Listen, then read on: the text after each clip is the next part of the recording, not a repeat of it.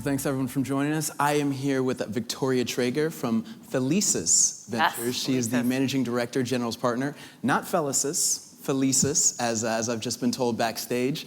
So, Victoria, I assume people here know what you do, know what the company is, but for those of the uninitiated, please talk a little bit about what the company is and what you in particular do there. Sure. So Felicis Ventures is an earlier stage venture firm. We invest in seed through C across all sectors.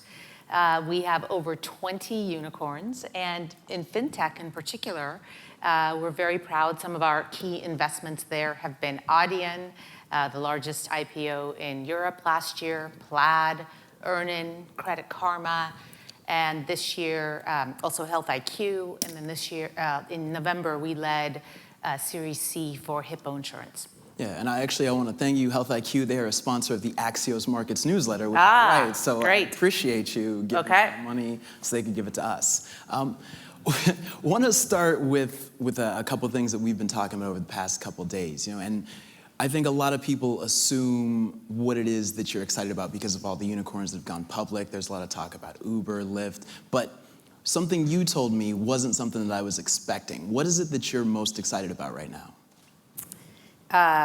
In the world of fintech in particular. World of fintech. Yeah, so on the B2B side, so Felicis does both B2B and B2C. On the B2B side, I would say the areas we're most excited about are payments, in particular electronic payments. There's tremendous opportunity there. And then for me personally, I'm super passionate about the world of insurance. Those of you that don't know insurance might think that's strange, but I love insurance. It is a very unusual industry because, first of all, many areas of insurance are a must.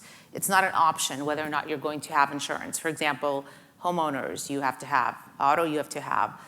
Certain small business insurance you need to have. So that's really important in terms of thinking about that sector as an investment. And then these are massive, massive markets. Homeowners in the US is $100 billion. Auto is $150 billion, and they're growing by 2 to 5% a year. So very, very attractive markets. Huge incumbents with market caps of $30 billion. And the innovation in this space has really taken off just in the last 2 years. Many fintechs, as we all know, started with the 2008 financial crisis. That was a really, really important wave of fintechs. But InsurTech was really born around 2015, 2016, and then many of them started to take off 2016, 2017. Hippo, for example, has only been live in market for exactly 2 years and already is over 100 million in policies. 100 million in policies? Over 100 million in premiums under management. Wow, okay. Yeah. And then the other thing you were telling me was why fintech has such an opportunity in the insurance sector. Because I think most people, when they think insurance, they think, State Farm, they think Allstate. Right. But what is it that fintech can do, and how can it disrupt this already massive industry that you just talked about? So initially, insurance innovation, distribution is critically important in fintech. Insurance figured out, it's not that difficult to figure out the distribution pieces, very important.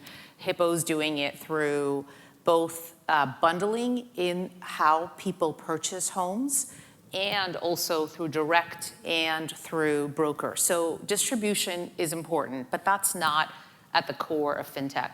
What I think is so exciting about insurance is that you are able to use data, AI, everything that we've been talking about at this conference to actually completely transform every single step of the delivery, underwriting, monitoring, claims processing of insurance. So starting with the initial approval, how many of you have applied for a home policy and had to fill out these crazy questions? Usually you get about 30 questions like, how far is your home from a fire hydrant? What year was your roof built? I mean, nobody knows the answers to those questions.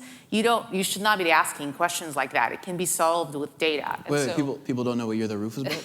Some people don't remember what year if they bought a house, what year was it replaced, what's the condition of the roof? They may not know all of that. Yeah. so anyway, the way that to do it actually is you leverage all of these different data sources, MLM data, tax records, housing records, to map all of the different homes so that all that you have to do, you guys can try it now, go into Hippo, all you do is put in an address, and there you go. You're pretty much 1 to 2 steps away from getting a quote. You don't have to go through these 20 to 30 questions. So that's the first step. And the second step, where it gets harder, is the actual issuing of the policy and the monitoring and continuous underwriting. So traditionally, risk underwriting is done through these crazy actuarial tables, but you can apply data such as aerial imagery, weather data, to determine various risk data, to determine what's actually happening to the area and adjust for risk. So companies in this space, and Hippo in particular, are looking at things like there's a storm coming, protect your windows, protect your gutters, or your gutters are clogged, they're going to send out people to repair the gutters. So Hippo is monitoring your gutters. Yeah, they monitor everything. And they actually give you a little IoT kit with these tiny devices you put into all of the areas around the home where you have water damage, like you're by the washing machine and windows. And so you're able to actually stop that damage before the claim ever happens. Water damage is the #1 reason for insurance claims. And so I think you've described the opportunity set in terms of where fintech can come in. How much money is there to be made in this sector? Because I think that's what everybody wants to know. I think there's tremendous opportunity in insurtech. Unlike other areas, such as, say, lending or neobanks, the space is not yet as crowded. It's regulated state by state, so it's harder. And I think there is still tremendous, it's really only about 3 years old, and I still think there's a lot of opportunity for great investments in insurtech. Some of the areas that I'm looking for are cyber insurance, also small business insurance. Small business insurance is just starting to take off. So lots and lots of opportunity for money in this area. Okay, so that's what you're looking for. I hope you're listening if you were trying to get some of that Felicis money. The other thing you mentioned that I thought was interesting was you talked about how a lot of fintech was born out of the financial crisis. And one thing that you said to me, and one, in our conversations back and forth, you've talked about the next recession. And I think there's a lot of fear right now in the market that, it's something that I write about a lot, about whether there's another recession coming. But one thing I think everyone agrees is we will have another recession, right? And as you look out at the market, a lot of people believe that because this is a new industry, because it's young, because it hasn't had a lot of chance to get its feet and its roots into the ground, that it would be washed away or that it would be in trouble in a downturn. You don't agree with that?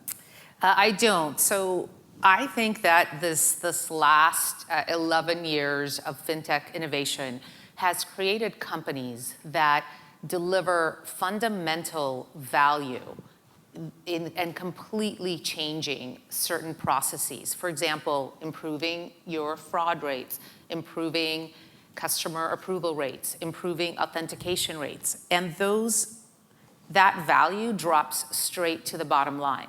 What I think will actually happen is a real separation of the tech in fintech from just the financial services, the new breed of financial services companies that don't have the tech. And so what I mean by that is, let's take lending as an example. I obviously come from the world of lending. I was part of the early team at Cabbage, but it is incredible to me today in 2019 how many lending business plans we're seeing for funding. Every variant of lending, from small business lending to more student lending and more versions of Affirm.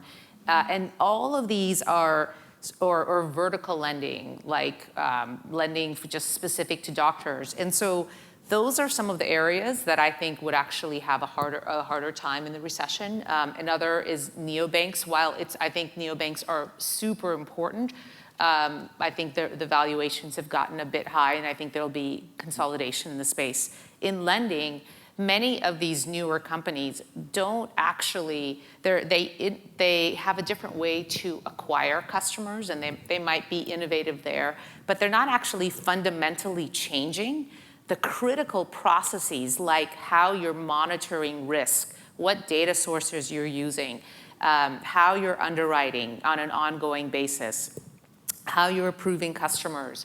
And they're not well suited to be able to adjust to a downturn for obvious reasons, like they haven't had enough credit data, and many of them are not connected to the data sources, and their models are not robust enough to be able to adjust when a downturn comes. So some of the areas that I think will suffer are those that we talked about. And then there are other areas that I actually believe will thrive. In particular, many of the core technology platforms that are innovating different areas of banking, I think will be some of the ones to thrive. So like what areas of banking? So for example, onboarding is a big one. Managing for money laundering, identifying money laundering, fraud. All of these, so banks today employ tens of thousands of people still to manually review these types of cases. And there are incredible companies that have come about in the last 5 to 10 years that actually automate these automate these processes. They also pay insane amounts in fines for missing, for a false negative when they actually miss it. Who pays those? The banks do. The banks do? Yeah. Okay, so the banks have the opportunity to avoid those fines if they employ some of these fintech. That's right, exactly. And so what happens in a recession is banks and all FIs and all corporations have pressure to improve their bottom lines, right, and improve costs. And I actually think there could be positive momentum to implement some of these newer technologies that improve automation and really deliver that for banks. So essentially in a recession, banks are looking to cut costs, and they'd be able to do that by using some of these fintech solutions. Well, not just cut costs, but also improve results. So in fraud rates in particular, we are investors in a company called CentiLink, which identifies synthetic fraud. They're working with many fintechs and starting to work with great banks and credit card companies. So implementing solutions like that, or companies like Beam and Quantiverse, which automate money laundering.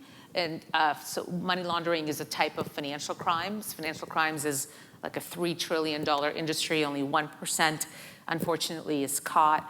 It's $3 trillion that's being stolen. Yes, $3 trillion. 1%. Yes. Okay. Yeah. And so those are, or even simply just customer onboarding. There's a great company called Alloy that does a phenomenal job with onboarding of customers. And so all of those areas, I actually will see acceleration in a recession. And then same with insurance. So when consumers, on the consumer side, when a recession hits, you look to save costs in your day-to-day spending. Many of the insurance providers, one of the things that they've been able to do by leveraging multiple data points about you is actually go the opposite route from pooling to personalized pricing. And what that does is it ends up in driving savings for consumers. For example, Health IQ delivers life insurance that is about 30% cheaper than traditional life insurance by developing policies specifically for those that are very active and very healthy in a particular sport. It is the coolest quiz. I encourage any of you that have not checked it out, who are if you're an active runner. A cool life insurance. Yeah, it's so fun to take because it definitely weeds out if you actually are in that sport. If you're actually an avid runner, skier. I'm gonna take this quiz. I'm gonna see if it's. You got to do the quiz. I'll see if it's fun. Right, I'm exactly. Talk to you. And then in home insurance, already today, there's a tremendous momentum in switchers. So Hippo delivers home insurance at on average 20% cheaper than traditional home insurance. And so that's also areas like that are mandatory, where the fintechs can deliver the product, a better product at a cheaper cost. I think will also thrive through a recession. All right. I got to switch gears a little bit here. I wrote a story last week. Yes. It was about too much money. And the idea of the story was that, people have been talking about this theme of income inequality for quite some time, but it's actually gotten to a point where you're seeing a lot of, whether it's private equity firms, companies, wealthy individuals, they have so much money they literally are just throwing it in savings accounts, and people have more money just in savings money markets than they've ever had, because a lot of them, there's some fear in the market, but there's also just too much money. In your area, in VCs, there's been a complaint by some, which seems an odd complaint, that a lot of these startups just are getting too much money thrown at them by venture capital firms, that there's so much money in VC that people are just betting more money than people really even can do things with. Do you see this as an issue, and what's a solution for it? I think that in venture, there's an incredible opportunity to invest more and leverage both the dollars and all of the technology of fintech from this last innovation wave to expand financial inclusion. And that's really the area where I think as an industry we should be focusing. Here in the US, I really like companies, a Felicis company so financial inclusion fundamentally starts with credit. You have to have access to credit to be able to buy a home, to be able to start a business. And so that's the foundation. In the US, we have one of our companies is Credit Karma, which helps people understand, monitor, and build their credit score. And then I really like a company called Nova Credit, which it's not a Felicis company, but it focuses on credit and credit underwriting for immigrants so that banks can issue credit for immigrants. Overseas, my favorite company is one called Tala, which is absolutely brilliant. It focuses on the developing world, so Philippines, Brazil, and the hard thing about those markets is that there is no credit infrastructure. There are no data sources. There are no credit scores, and there are no data sources that you can use to be able to offer credit. Yeah. And so what they've done is they've actually used, but what does everybody in those markets have? The smartphone adoption is actually incredibly high. Yeah. And so they're using smartphones for credit underwriting, which is absolutely brilliant. They look at how you're using your phone. They look at where you're going every day. And they make credit determinations based on that. So what they started with is microloans, very, very, very small loans, which is really smart. That's how I would do it. That increase over time as you build your credit history. So they're literally building the credit history, and so that's the first step. Through the phone. Yeah, through the phone. All right, I got to jump to the lightning round now, because otherwise people are going to get mad at me. Okay. We got to do overrated, underrated. I know you were excited about this. Oh boy. So first one, you say whether it's overrated, underrated. AI. Underrated. AI underrated. Still so much opportunity. Just getting started. Blockchain. Overrated, although I think we will see some true developments there in insurance and areas like title in the next 5 years. Cryptocurrency. Overrated. Overrated. Okay, just leave that there. Amazon. Underrated. Underrated. All right. PayPal. Underrated. Underrated. Andreessen Horowitz. I think they are a great investor. I would say fairly rated. And then you got to pick one. No hedging. Oh man. No hedging. Probably under. Under. All right. That's smart. IPOs. Under. Underrated. Still opportunity. Still opportunity. Yes. All right. Fintech unicorns. Overrated. Yes. Speak on that. Well, I think one of the areas that I'm skeptical on in fintech unicorns is around the area of banking in particular. I do like the neobanks. There's no question for millennials. There's no question that is how you're going to start. but some of the recent valuations, and when I say overrated, it's specific to that category. Okay. I think the other areas, like for example, Plaid, are still highly underrated. Same with Dion. So those are some of the areas where I think we're a little over. Okay. In our last 5 seconds, you bringing any companies to market soon? Oh man, I can't tell you that, but we hope to have some, yes, this year. We'll leave it there. Victoria Treyger, Felicis Ventures, excuse me.